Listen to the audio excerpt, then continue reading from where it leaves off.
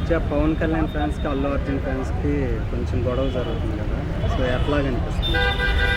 అది గొడవలనేది రాకూడదండి. నేను మనస్ఫూర్తిగా కోరుకుంటున్నా. ఎందుకంటే మెగా ఫ్యామిలీ అనేది కలిసికట్టుగా ఉంటేనే బావుంటది. అది మెగా ఫ్యామిలీ అంటే అల్లు ఫ్యామిలీ వేరు, మెగా ఫ్యామిలీ వేరని మేము ఫ్యాన్స్ అనుకోలా. చిరంజీవి గారి కుటుంబం అనుకున్నాం అందరం. ఎందుకంటే మేము చిరంజీవి గారంటే అభిమానిస్తాం. చిరంజీవి గారి తమ్ముడు కాబట్టే మేము పవన్ కళ్యాణ్ గారిని కూడా అభిమానించాం. ఆయన్ని కూడా మేము గెలిపించుకున్నాం ఆంధ్రాలో. మాది చీరాలండి. పవన్ కళ్యాణ్ గారంటే మాకు ఇష్టం ఉంది, అందుకని గెలిపించుకున్నాం.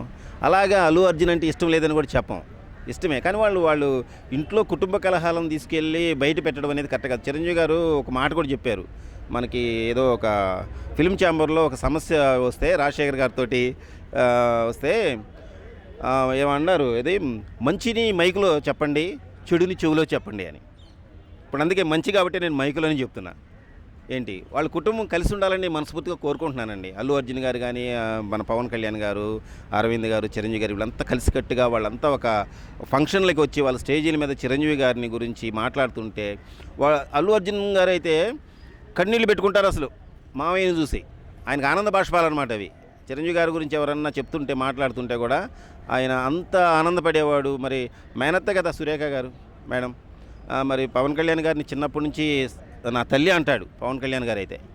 మా మా తమ్ముడు అంటాడు మన రామ్ చరణ్ గారిని.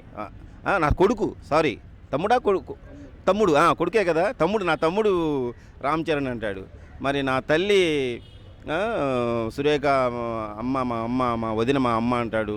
చిరంజీవి గారిని మా నాన్న అంటాడు. వీళ్ళు ఇట్లా ఉండే ఫ్యామిలీ ఈరోజు ఇంటి మనస్పర్ధలకి గురయ్యి మరి చిరంజీవి గారు 69వ పుట్టినరోజు జరుపుకున్నారు.